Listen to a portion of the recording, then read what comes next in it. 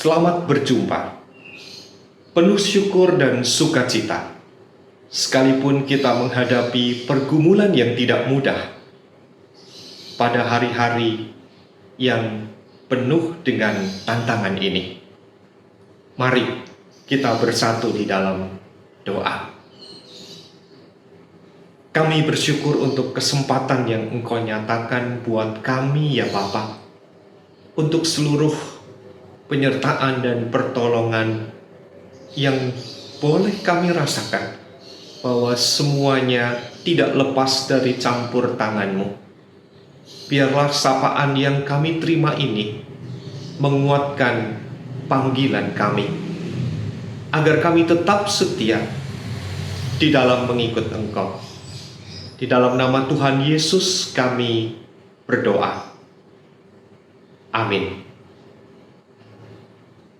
Kekasih-kekasih Kristus, ternyata rasa dendam dan benci itu terus diwujudkan.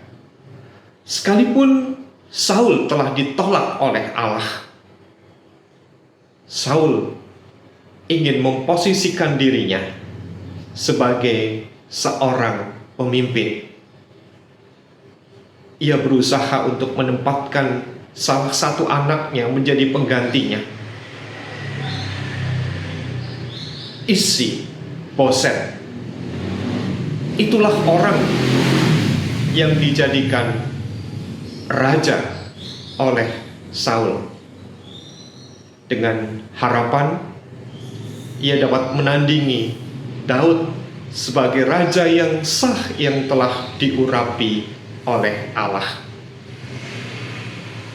Kita tahu gerak Daud pun ternyata menjadi terbatas karena Saul tetap bermain di tengah-tengah apa yang ia inginkan dan perjuangkan, tidak mau lengser dari kedudukannya.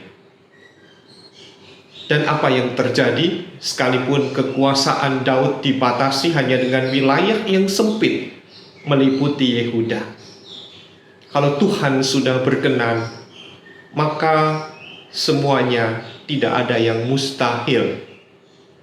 Daud pun tidak ingin menjatuhkan orang yang diurapi oleh Allah. Pada suatu hari terjadilah satu tindakan yang tidak diinginkan, dan ternyata Isi-Boset yang tidak lain merupakan raja boneka itu dibunuh. Dan siapa pembunuhnya?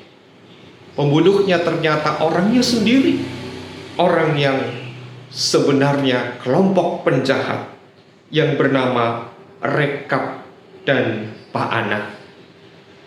Kedua orang ini membawa kepala Isi-Boset ke hadapan Daud dengan maksud ia mendapatkan imbalan.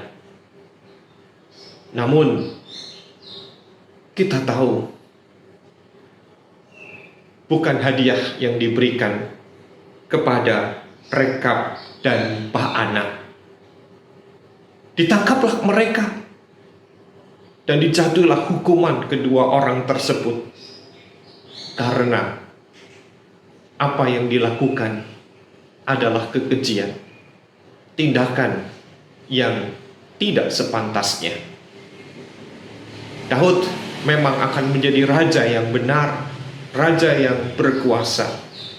Tetapi Daud juga tidak menyetujui tindakan yang dilakukan dengan cara pembunuhan yang dilakukan orangnya sendiri, yaitu orang dari lingkungan Isi-Boset. Bukan hadiah yang berupa kemewahan, kedudukan atau jabatan. Ganjaran yang ditimpakan kepada kedua orang itu adalah kematian.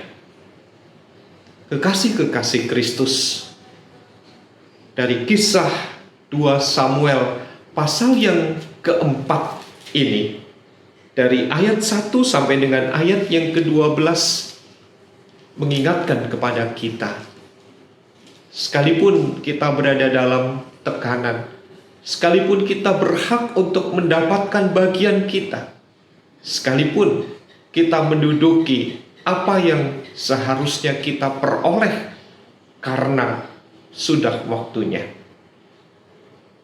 Tetapi kita belajar dari seorang Daud yang tidak menyukai tindak kejahatan, pembunuhan, cara menyingkirkan dengan yang tidak sepantasnya. Daud tidak bersuka dengan cara kekejian. Oleh karena itu kita pun boleh belajar agar kita memperjuangkan apapun keberadaan kita. Sekalipun kita disakiti, sekalipun kita diperlakukan dengan tidak sepantasnya dan tidak wajar, janganlah kita membalas kejahatan dengan kejahatan. Berilah hati yang mengampuni. Dan jasad Isi-Boset ini pun tidak dikuburkan dengan sia-sia. Ia disatukan di dalam satu kuburan dengan orang yang terhormat pula, dan kepalanya juga disatukan dengan tubuhnya.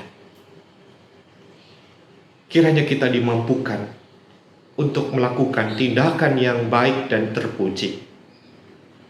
Tuhan Yesus memberkati kita semua. Kembali kita berdoa.